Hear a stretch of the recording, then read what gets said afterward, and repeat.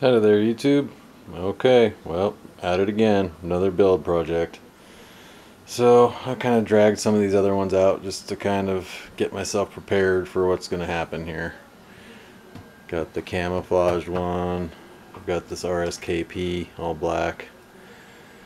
I've got this is my last build, CYMA CM046, so this is the same gun here.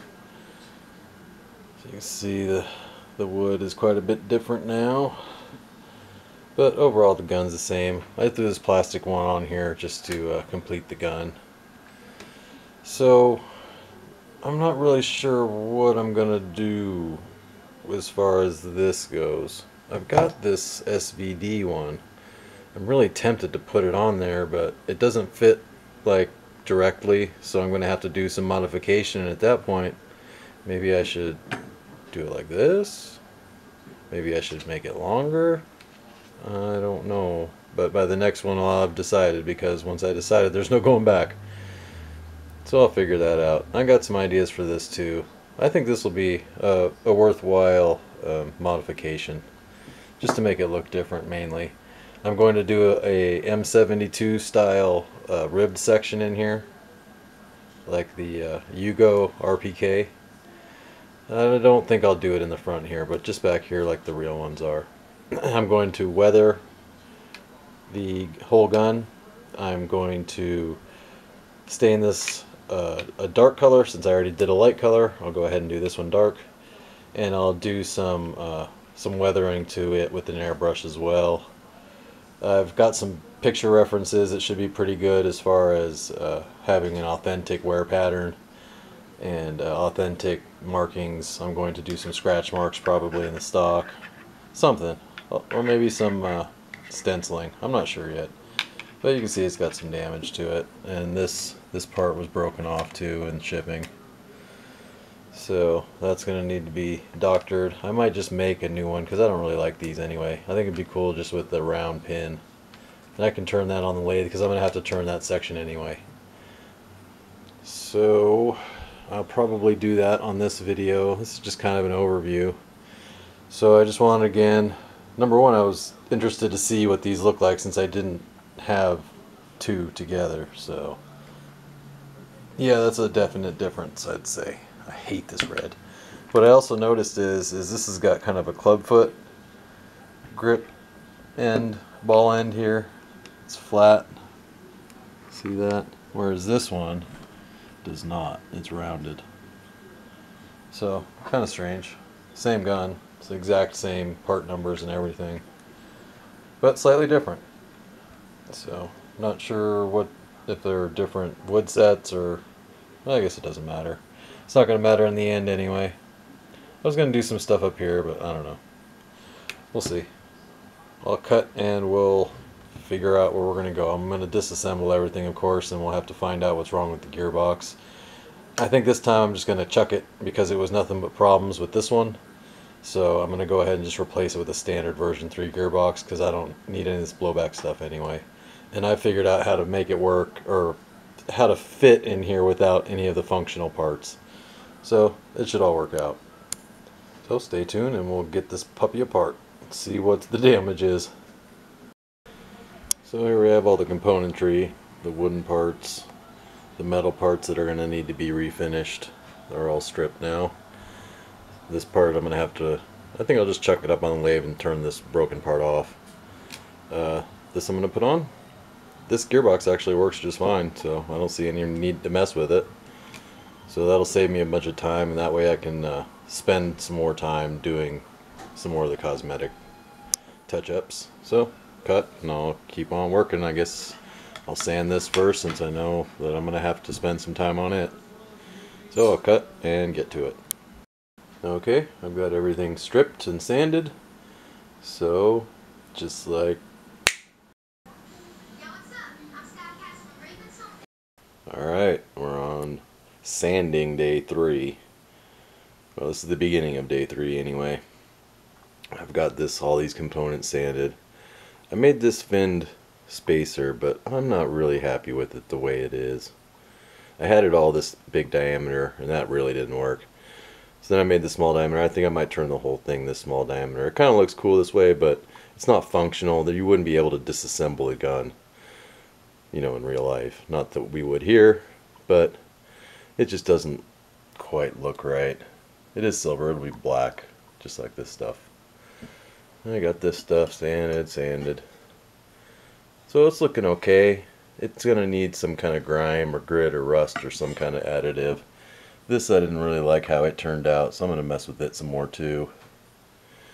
This I just stripped the paint off for now. So on to the next step. Now this is where I'm kind of running into problems because this has a flat spot. You can see it right there. It needs to be either removed, or there needs to be a flat spot added to this, or there needs to be a piece made in between.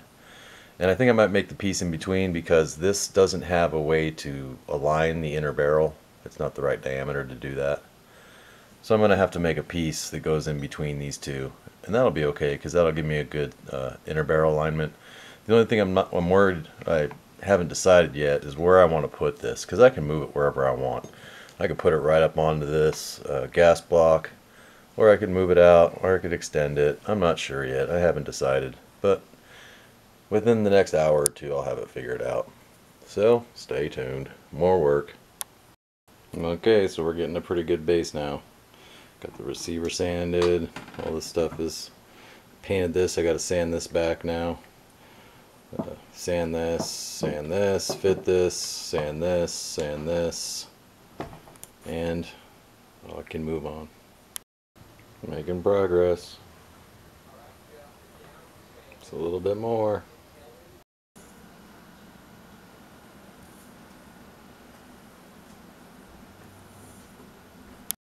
Okay, well that wasn't too hard. I just dremeled out that little stud that was inside. And I'll just go ahead and attach the screw inside of there. You know, I'll drill and tap a new hole. But I want to make this fit up inside of here, and it doesn't quite fit. So I'm going to go ahead and grind that clearance as well, so that it all kind of fits in there neatly like it was supposed to.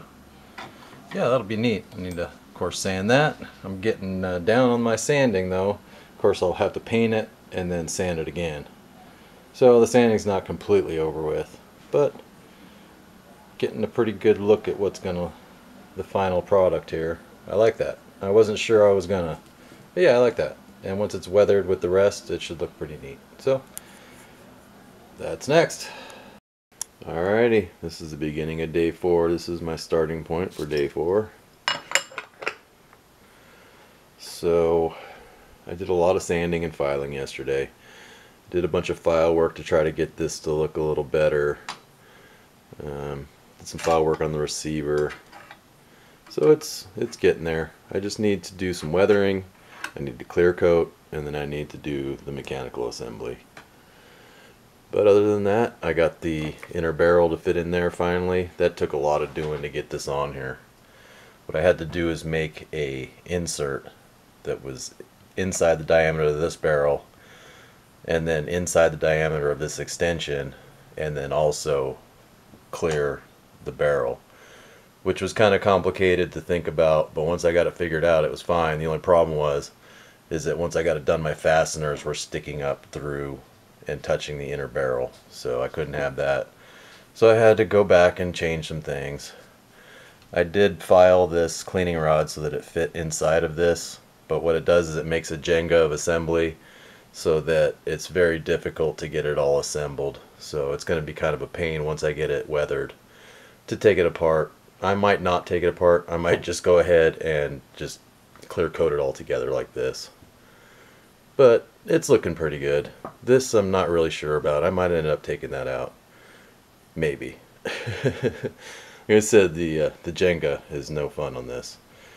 So I think that's going to be it for this installment, and so for the next one I will be doing the weathering and the final assembly, and we'll do some shooting. So kind of sad to do this to a new gun, but I mean that's kind of the point, right? You want it to look used. So with that, I'll see you on the next one. Thanks for watching.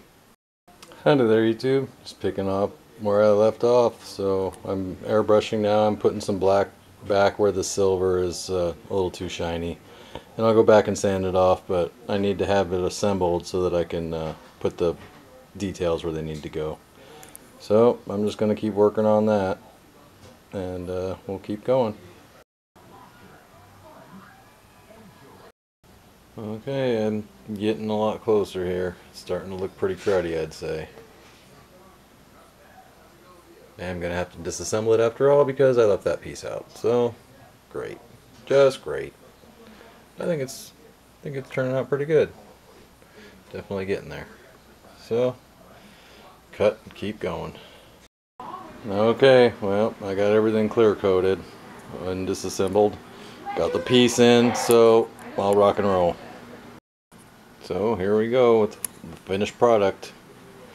Hopefully you like it.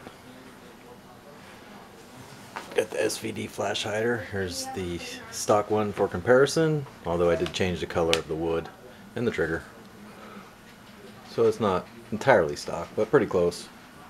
So, pretty much it. I mean, I've yet to shoot it, but it functions properly, so that shouldn't be an issue.